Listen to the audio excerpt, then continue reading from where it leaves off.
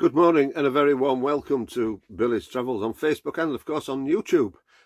We are at the 10th of July, Wednesday, the 10th of July.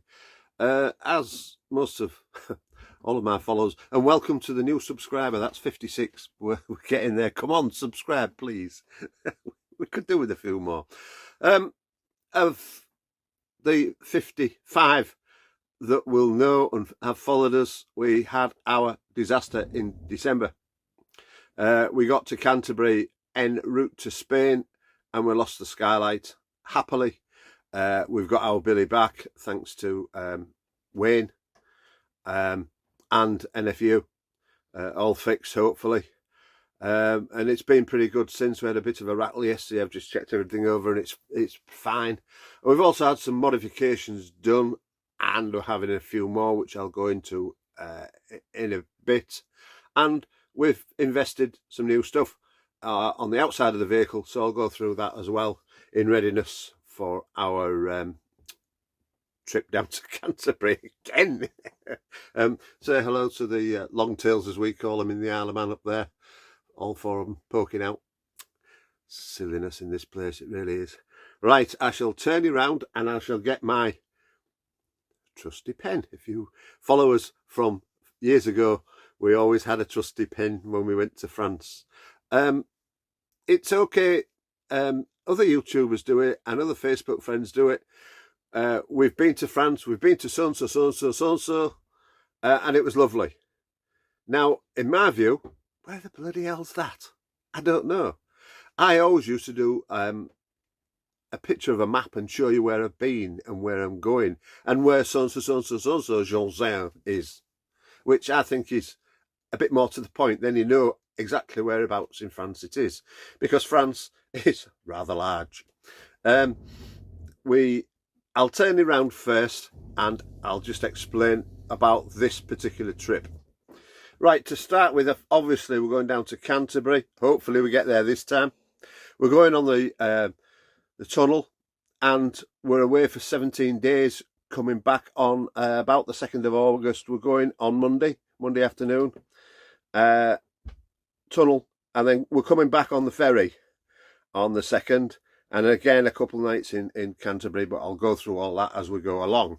Right, the idea of this trip is Diane wants to go to the Normandy, is it? The Normandy beaches and that sort of thing. So what we're going to do, we're going to start up here. Calais up here somewhere. We're stopping in a Castile campsite in Gines. We've stopped there before. Only 25 kilometres from Calais, just to get us into the mood of France and get used to the language, you know, because you know I'm not so good. And then we're heading down to here. This is where it all is, along here. Léon-sur-Mer, along that particular. Now I've looked at the airs and where they are, where we want to go. The airs are very few and far between and very small. So I don't know, and the road's a bit narrow getting down to the memorial, so I don't quite know how we're going to do it just yet. But I think it's Omaha Beach. I think there's a big one there, so we're going to go there.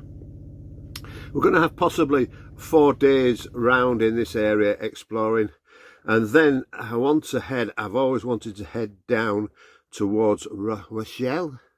So we'll be heading down this way, down here, and Rochelle is somewhere here, somewhere down here. And I've found a little place down here that we might go to, a nice campsite, and we might dig ourselves in there for probably a week or so, and eventually just make our way back across, a steady run back across up to Calais. That is the plan for this time as we go to France. So that's a rough idea of that. Now on to bits and pieces. Let me just change my glasses, put my sunglasses on, and some shoes. Right, when it was at Wayne's we had Wi-Fi fitted, which is in here. There's the Wi-Fi box to the antenna in the roof. We've also had our new satellite dome fitted, and I put a shelf back in again to house that. Now with having Wi-Fi, of course, we've got now an Alexa, which is quite good. We've plugged that in. tuned it into the Wi-Fi, and we can have Wi-Fi rather than use the radio on the van, which isn't at all good. So also when it was warm last week, I was using the fans, the fridge fans, for the first time this year. Maybe come into play when we're in fans to keep the fridge that little bit cooler. Right, let's go outside and show you the new sort of setup. We also took Billy into town the day before yesterday, Monday, yes. We got some new tyres on the rear, so now we've got Conti's front and rear Savoy tyres in all. That was 460 quid for a pair, but you know, the tyres were all right on the rear, but the sidewalls were starting to crack, so I thought we'd better get some more. Of course, last year we bought these. I don't know whether you can see it. Come back a bit. Maybe I'll spin round to the other end. Might be better. Excuse the bikes in the way. We bought the end panels, the wind blockers as they come. They're the extra large tool end blockers. We got them from Motorhome in South Cave. They were 125 quid. And we've adapted them a little bit. We've put a pole down beside the van into a footplate, and we've put eyelets in the panels and used a little bungee cords to hold them together. I'll just move this chair. Also, last year I bought some peggy pegs. They're quite expensive to hold your feet down, but it means if you've just got the canopy out on a night, you can roll the awning in and roll it back out again into the same place.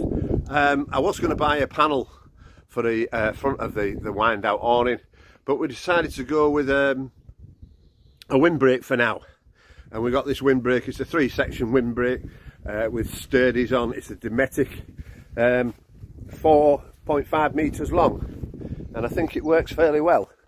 As you can see, as a back off, there you go. Yeah, it's quite sturdy. It was up to 40 kilometers yesterday, or the day before, yesterday morning, and it stood up to quite nicely. Also, I'm getting some clips for the wind out awning for the end to hold that down, because of course that's where it does flap. But that's the outside view of the awning as well. So that's about it. We're set up more or less nicely now, and we have alternatives with the windbreak. We can use it obviously without the sides and have like a shorter setup, a quicker setup, and what have you. Also, when we come back, I've just been in touch with Nigel for 2 more solar panels.